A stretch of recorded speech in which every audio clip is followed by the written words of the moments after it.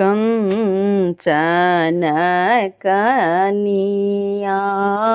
राम रटनिया कंचन लागल केवाड़ हे नब बड़ नब कनिया कंचन लागल केवाड़ हे नब बड़ नब कनिया ताहि कुंवर सूत गेला दुल्हा श्री राम दुल्हा पीठी लागी सिया सुकुमारी हे नब बड़ नब कनिया घूमी सुतु फिरी सुतु सासू जी के बेटिया अहूँ देह गड़मी बहुत हे नब बड़ नब कनिया एत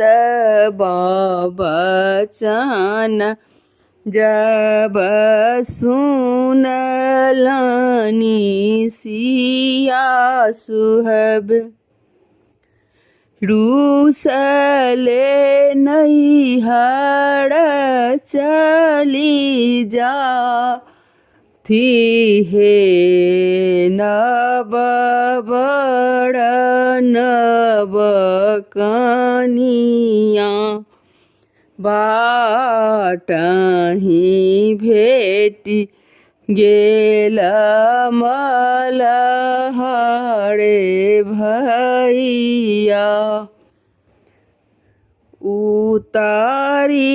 दहनैया सँ पार हे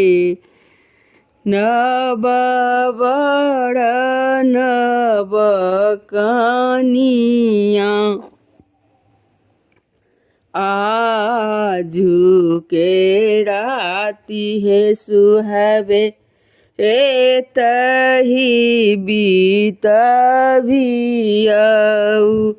काल्हि खन उतारी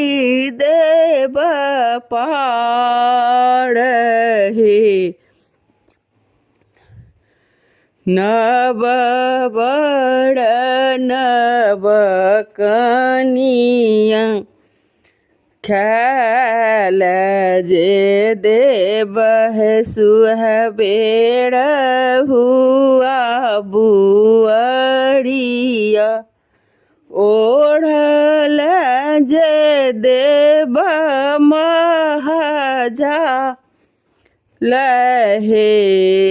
नब बड़ नब कनिया चान सूरुज सन अपन प्रभु तेजल चान सूरुज सन अपन प्रभु ते जलमल के कोन बिसबा सहे नब बड़ नब कनिया मलहा के कोन बिसबा सहे नब बड़ नब कनिया। કાંચન કનિયાળા મળટની યા કાંચન લકે બાળ હે નબ બળ નબ કની